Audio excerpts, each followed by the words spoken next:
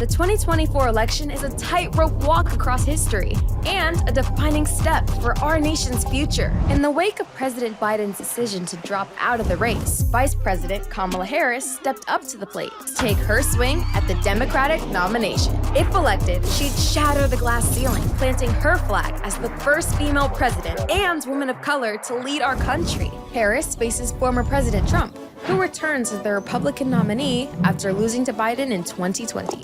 Winning would make him only the second person to serve two separate presidential terms, a feat last achieved by Grover Cleveland in the 1800s. Cleveland was the president who unveiled the Statue of Liberty back in 1886. In this election, 41 million Gen Zers will take their first plunge on the election roller coaster.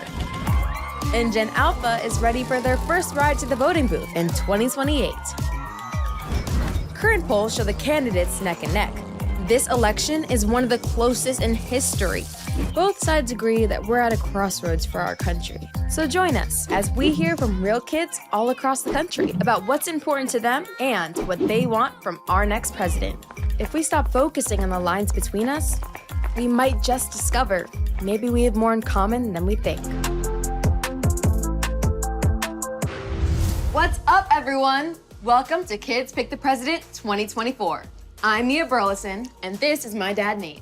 We're here to talk about the election and who you would choose for president. 2024 is shaping up to be a historic election, with Vice President Kamala Harris facing off against former President Donald Trump. Yeah, the stakes are high, and it feels like our country is more divided than ever. Yeah. Republicans and Democrats have different opinions about where our country is headed, while our future hangs in the balance. But maybe that's not true. At the end of the day, we are all Americans. Yeah. We all have the power to make our voices heard. And that's what this show is all about. The stuff that you guys care about and what you think that we all should do about it. Then, at the end of this show, we are going to have our big reveal on who you want to be the president in our Nickelodeon Kids Pick the President poll. Now check this out. This is the 10th time Nickelodeon has made this show. And you, the kids, picked the president correctly 7 out of 9 times. Oh my gosh. Yeah. Okay, then let's get it started. So, it's Harris versus Trump. Which one will be our next president? Now that we know what's at stake in this election and who's in the game, it's time for us to get into our first topic that matters to you, the economy. The price of everything seems to be exploding, making it harder for us to buy things we need, from groceries and gas. More important things like makeup and snacks. Let's get into it. Prices on everything have exploded, and grocery costs have inflated 25% higher than 4 years ago. Families everywhere are playing financial whack-a-mole. The economy is a topic that's sucking everyone in. It's the #1 issue for both candidates and you. Harris's approach? No tax hikes for lower-income families, extra support for new parents, tax breaks for starting small businesses, and asking the wealthy and big companies to pitch in more. Trump's plan? He's firing up the grill and cooking some ideas of his own, promising tax cuts for everyone, baby bonuses, and taxes on stuff made outside the USA. 2 strategies, 1 goal: boost the economy. What do American kids and their families think? And what plays do they want to call? I don't think there's a single person who doesn't count the economy as the most important factor in the election. I think that everything right now is very expensive. The grocery bill rockets. We only have like 1 car and we're a family of 4, and me and my brother both go to different high schools and we both do after school sports. Or like candy bars, $5. I think it's really scary to know how hard my parents work. They don't even want to go to the grocery store sometimes. Prices are still too high. Part of my plan is what we must do to bring down the price of groceries. I want Kamala Harris to be president, and here's why. I imagine and have actually a plan to build what I call an opportunity economy. Kamala wants to make sure that grocery stores aren't unfairly raising their prices. She wants to try and keep things affordable for families. I want my parents to be able to afford the good food that we eat, because then it'll keep me strong and healthy. I will always put the middle class and working families first. I come from the middle class, and I will never forget where I come from. As a young Black woman, I support Kamala. Kamala has a lot of opinions like me, especially economy-wise. She wants to help the lower middle class. She wants to help wages. It's only right that Kamala has bigger corporations pay a lot more taxes than what families like mine have to. Companies like Amazon, they should pay more. My plan will rapidly defeat inflation, quickly bring down prices, and reignite explosive economic growth. I think Donald Trump is a really good businessman. In 2016 and 2020, he made it a really strong, powerful economy. I was able to travel to China. I went to Europe. It was incredible because my dad was able to have these business opportunities left and right. He wants us to be first. He wants to put America first. And he wants to put taxes on all the stuff that is made in other countries and shipped to over here. The average American household spends $475 a month on groceries. That's a lot of money. Like, it shouldn't be that expensive for us to survive. Did you know that over 18 million families experience food insecurity in 2023? With these prices, that seems pretty believable. You know, I never really thought kids paid that much attention to the economy. You do? Yeah, we do. I think that kids notice those things, really. We hear the talk about gas prices going up and going into grocery stores and saying that there's a sale, but the price is still really high. You're right about that. All right, stick around. We'll be talking about what's on your mind for this election. Hey there, I'm Ian Armitage with Kids Pick the President, and I just wanted to encourage you to make your voice heard. Get involved in politics and this election, and even if, like me, you're not old enough to vote yet, make sure that you're still involved by telling your parents and the adults in your life to make their voices heard by voting. And when your time comes, make sure that you let your voice be heard in our political system. Being a kid is awesome, and being an adult is cool too. You should enjoy every moment. Don't grow up too fast. Get involved in your local community to fight for the causes you believe in, because one day you will be ready to vote. Your vote is your voice. Welcome back to Nickelodeon's Kids Pick the President. We are meeting the candidates and talking to kids all over the country about what is important to them. Okay, Mia, what is up next? Our next topic is school safety. Most of us in America have done a duck and cover or a lockdown drill. So we know what to do if there is a dangerous situation in our schools. It can be a scary thing, but we all live through it. So there's no reason not to talk about it. Yeah, parents want nothing more than to keep their kids safe and happy. And this is one topic that really affects us all. Let's take a look at what's going on in American schools and what you think we need to do to make sure all of us can be safe.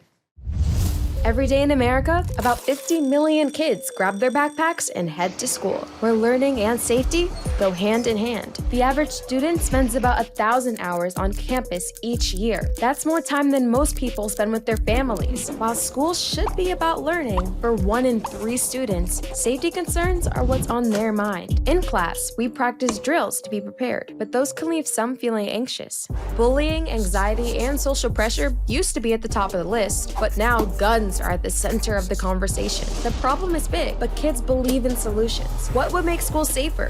And how could our next president help?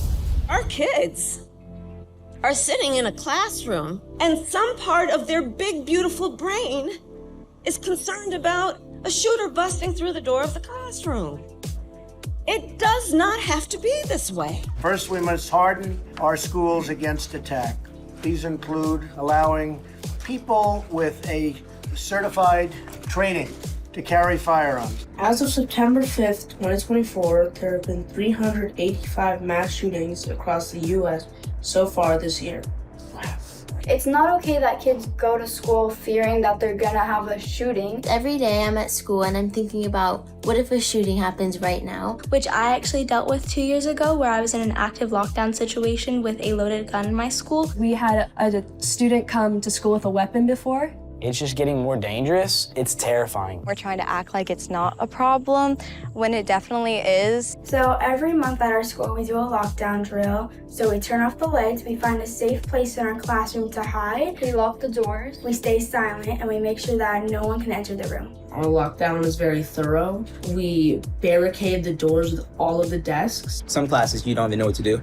They show you what to do in second period, but then in all the other classes you're really left confused. You haven't went over it. When I'm going to school, I have to walk through a metal detector, They're unreliable because one of them will beep my bag and one of them won't. They break and you have to wait in a really long line and they end up just letting you walk through. I think Trump's idea on having security guards and police at schools is really smart because if anything happens, the police are right there to help. They definitely need to put restrictions and security in schools. These people will, 1, scare them off, or 2, guard the school if that stuff does happen. Personally, I think having a background check to buy a gun is a good thing because what if they have a criminal background? I'm really glad that Kamala wants to pass a law where you have to pass a mental health check, a background check, and assault rifles will be banned. I think she will do anything she can to protect the schools. People are getting a hold of these items too easily. I believe that she is working hard to have more gun reforms and prevent school shootings. So that I can go to school feeling safer every day and be less at risk of being in danger.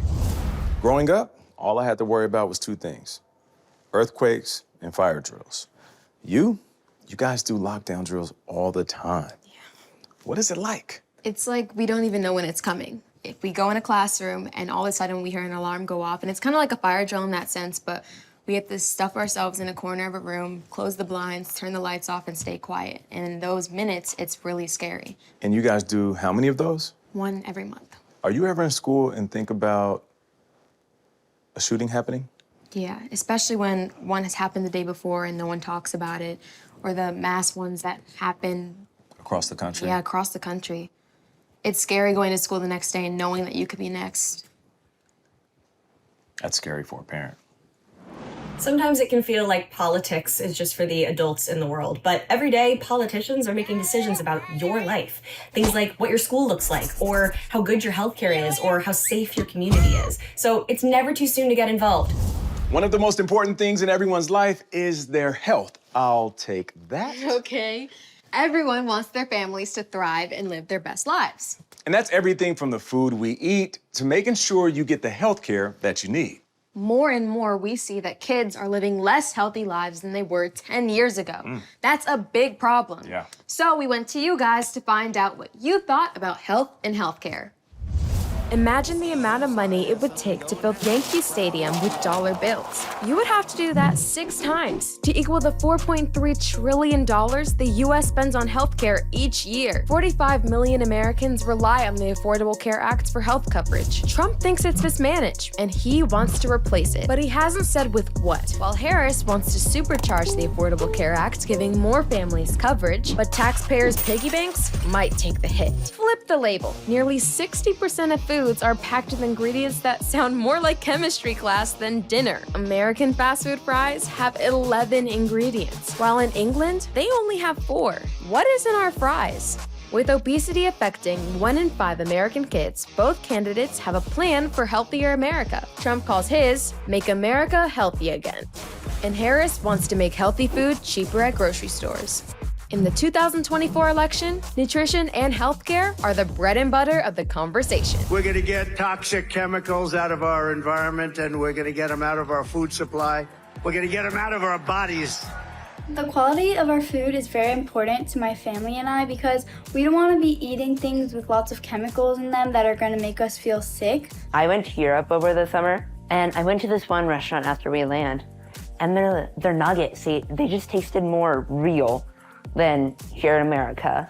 Here it tastes like chemicals. When we talk about healthcare, for too long people have acted as though the body starts from the neck down. Well, what about the healthcare we need from the neck up? And so mental health care is important, but we gotta put the resources into it. Oh my gosh, what I would tell a politician about kids' health is their mental health. A lot of kids' mental health is not very good nowadays. What you see on social media is that everyone has a perfect life, and that's not the case at all. Like, we all have our struggles and our ups and downs, and I think it's important to talk about that more. A lot of people don't get help with their mental health because they're too scared to ask. What we need to do is maintain and grow the Affordable Care Act. I'd run it as good as it can be run. Healthcare is one of those things that should already be affordable, if not free. I know so many families who are struggling right now. As a person who grew up with my mom saying that we can't afford healthcare. One time when I was younger, I split my head open, and it took my parents years to pay off the total cost. Everybody should have access to healthcare and feel safe when they're in a doctor's room, not worrying about how much money this is gonna cost. I feel like that the healthcare system could maybe provide less drugs. Yes. And only do it when they need it. Kamala Harris, she wants to make healthcare available for everybody. It's just really important for families to stay healthy, like mine. So I really like Kamala's idea on putting more money and resources into mental health support for everyone. Kamala Harris will create more resources at school. Like my counselor, they check in with us, I think like once every month, like during one of our classes, they'll just call us down and they'll just check in. So I definitely think that that is a good aspect that they have at schools. Hey, awesome kids, you may not vote yet, but keep asking questions, keep reading, and you'll be ready to help shape the world. Learn about the candidates. Education is your superpower. Talk to your parents, have these conversations. It's so important. It's gonna change the next few years for us, so we wanna make our voices heard. So get out there and vote this election season, everyone, okay? Peace. You might hear the word politics and go, "Ugh, that's for old people." But here's the thing. Politicians are making big decisions every single day that directly impact your life and the lives of the people that you care about. And when it's your time to vote, remember, your voice matters. Be sure to choose leaders whose plans align with your ideas and values and help make our country better. Now, I know you're not old enough to vote, but you can get involved by encouraging your parents to vote and encouraging them to vote for somebody that you would be comfortable being in charge of all those really big decisions. In 1903, the Wright brothers took off in their homemade airplane to become the first humans to take flight. 60 years later, we're blasting off into space with Yuri Gagarin. Humans got off the ground and were sailing the starry ocean in less than a lifetime. Wow. Now, a new technology is coming into orbit: artificial intelligence. Each generation has seen life-changing technology. TVs dropped right into boomers' living rooms, revolutionizing news and entertainment. Gen X could put a whole record store in their pockets. Millennials could surf the information superhighway on their home computers. AI can already do your homework way faster than you. But soon, it might deliver packages, cook your family meals, and even take care of your furry friends. Imagine a robot dentist fixing your cavity. Humans and AI are climbing together to new heights. But as we work with super smart machines, do you think AI is cool or kinda scary? And what do you think our next president should do about it? The robots are coming! I'm just playing. That's right. This will be the first generation of Americans to grow up in the age of AI, artificial intelligence. Computer programs capable of thinking a lot like a person. AI can make funny cat pictures or write your essay, but there's a lot more to it than that. Wait a minute. You wouldn't let AI do your homework, would you? What? Never. Artificial intelligence will change our lives in ways we cannot even imagine. And what should our leaders do to make sure that this incredible tech is used the right way? It is American companies that lead the world in AI innovation. Maybe the most dangerous thing out there of anything, because there's no real solution. The AI, as they call it, it is so scary. AI can be really dangerous and a national security threat because of how much damage it can do. It can be used to make videos that aren't real. You don't really know what's true or what's false. It's kind of a guessing game. AI is just everywhere in the world. That's scary. In Japan or China, they have like robots that are literally bringing your food to you, which I think is cool. But like, what if the robots make a whole army and they like attack us? AI can already drive a car. It can make sentences and paragraphs. AI could become more of its like own being. AI is replacing teachers online, and I think it's kind of scary what this could mean for our job force. Kamala Harris wants to make sure that everybody is able to access and use AI's benefits. I feel like Kamala Harris definitely try to regulate it. AI can be bad, but Trump is going to put regulations on it to make sure that doesn't happen. AI is in our life now. There's no way to take it back, so we might as well learn how to adapt to it and learn how to make it a part of our lives in a safe way. But I do not think that it is something that every human should rely on. If we really manage how much we use it in our everyday lives, then I think we could definitely find the good in it. I want AI to be helpful, but not to be so helpful that it basically takes over the world. It can be a real threat to society. It just needs to be in the right hands in order to be used properly. After watching all of this today, I know one thing. What is that, Dad? I feel so lucky to have you as my daughter and to see the generation that you are part of. I mean, you guys are the future. And the future looks bright, thanks to you. Thanks, Dad. You're welcome. Okay, it's time to get down to it. The results are in. Let's see who the kids have picked to be president in 2024. I believe that Kamala Harris should be the next president. Former President Donald Trump is the best candidate for this election. I support Kamala Harris. Donald Trump. Kamala Harris. I support Trump. I would vote for President Trump. I support Kamala. We have spoken. And the kids' pick for president in 2024 is Kamala Harris. Kamala Harris. After everything we have seen here today, there is one thing that is probably the most important thing. No matter who wins, the best way forward is together. We all want the best for this country and not just ourselves. We're all humans. You don't want to dehumanize someone just because they're gonna vote for someone else. Sometimes it's a little bit hard talking to them because we have different opinions about the candidates for our next president. But the only way that we can agree on issues is to understand other people. We need positivity and light, not darkness and hate. The president doesn't hold all power, so as the people, we can still unite and bring success to America. Being old enough to vote, that actually is insane because it's next election I can vote. You have a voice and you should use it. Every vote counts, every voice counts. I think my opinions and values matter because that's something I'll be living. Because what happens in this election depends on what happens to me and Max in the future, most likely. We are the next leaders of this country, and we all have the power to make our voices heard, to stand up for what we believe in, and to do it with love and respect for each other. This is the true power of our democracy. It's our superpower. Well said. Thank you so much for watching Kids Pick the President 2024. Stay involved, be smart, and make sure you all work together. Peace. Bye.